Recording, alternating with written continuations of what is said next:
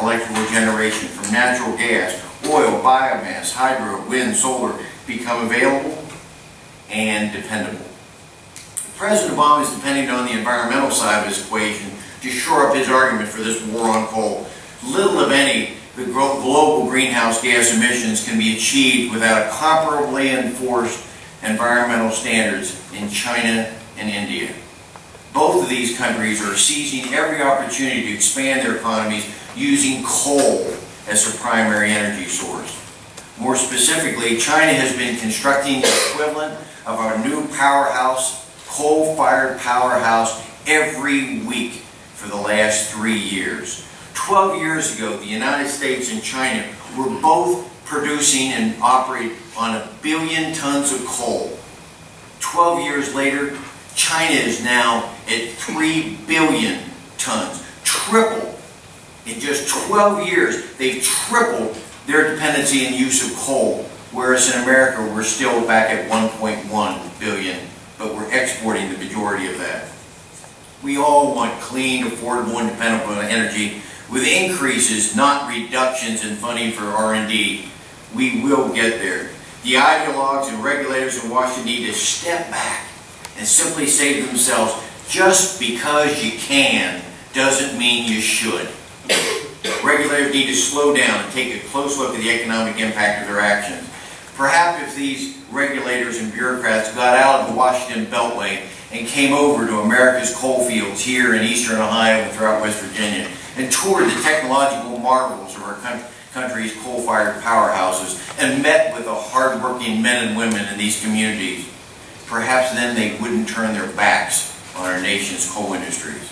Hopefully this hearing held today in the heart of Ohio's coal belt will demonstrate once and for all that the coal industry and our coal-fired utilities are clearly in an all-out confrontation with the Obama administration and its rogue agency, the EPA. The outcome of this struggle, this war on coal, will demonstrate how viable our communities will be in the future and how manufacturers and consumers will react if King Coal is overthrown. Look forward to hearing more of the testimony, and I yield back my time. Thank you. Thank you, gentlemen, for his opening statement, which is right on target. Let me introduce our first panel. We have Mr. Bob Hodenboese, who's the Chief of Division of Air Pollution Control at the Ohio Environmental Protection Agency.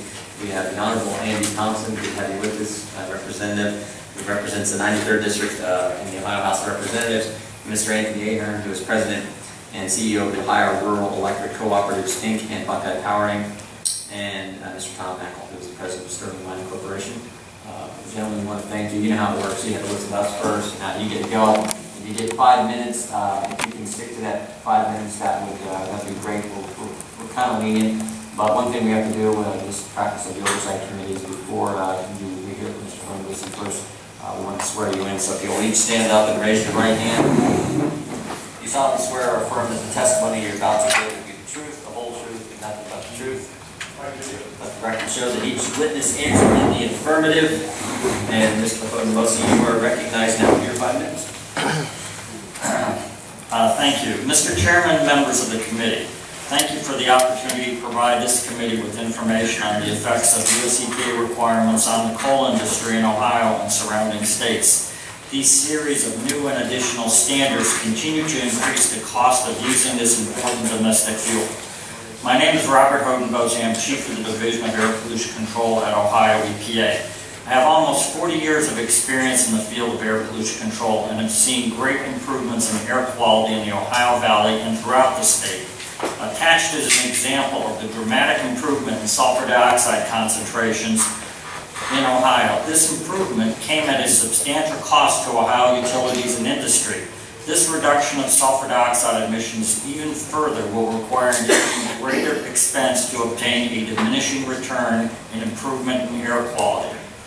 There are several regulatory initiatives underway by US EPA that have a direct adverse impact on coal or the major users of coal. In June of 2012, US EPA promulgated a more restrictive ambient air quality standard for sulfur dioxide at 75 parts per million 1 hour average.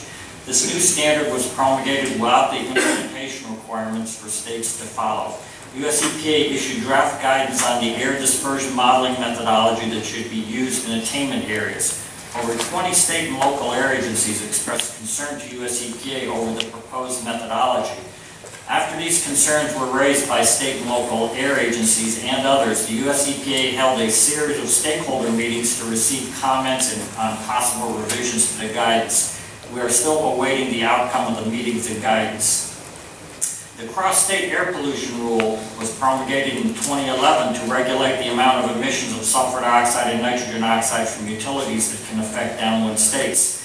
This rule allows for limited trading of emissions. With the continued tightening of ambient air quality standards, US EPA will be required to go back and promulgate even more restrictive standards. This leads to more regulatory uncertainty and increased costs to operate coal-fired power plants, leading to decreased use of coal. On February 16, 2012, the US EPA promulgated the Utility Mercury and Air Toxics Rule to reduce emissions from coal-fired power plants. This rule establishes very stringent standards for emissions of mercury, particulate matter, and hydrochloric acid.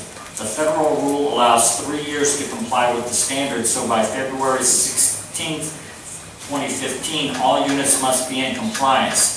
US EPA recognizes that the compliance date will be difficult to achieve for many units, and state permitting authorities have the ability to extend the compliance deadline by 1 year.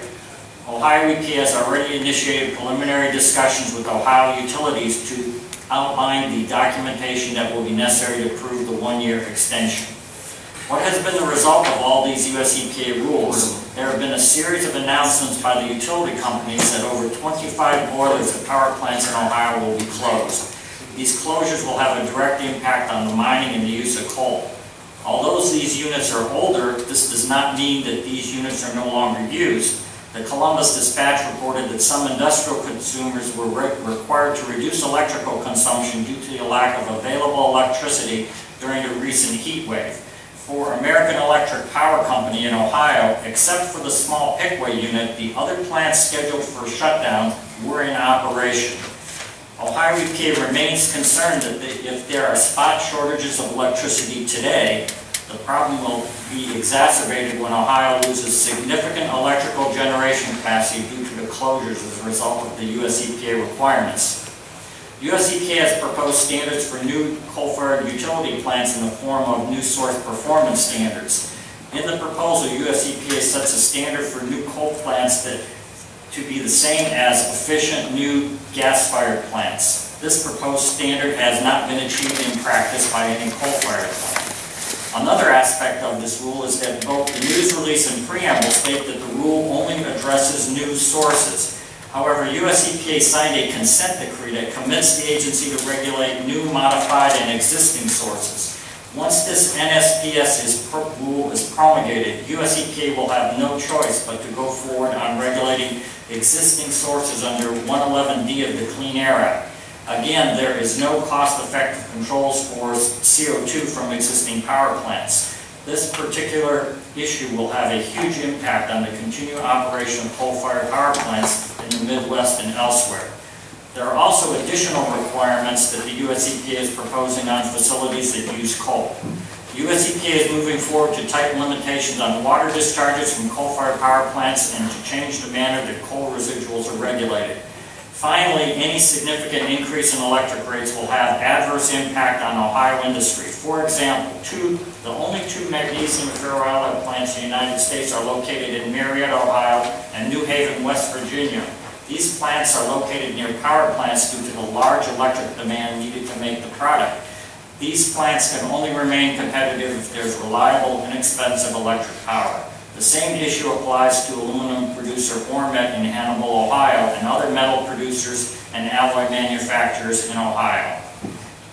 For Ohio and other states to maintain an industrial base, there will continue to be the need for inexpensive power. Thank you for the opportunity to present these views on behalf of Ohio EPA. We would be glad to work with the committee to provide recommendations on US EPA requirements that are protective of public health but do not have as great an adverse impact on coal and coal-related industries. Thank you. So I appreciate your fine testimony. Representative Thompson, you recognize.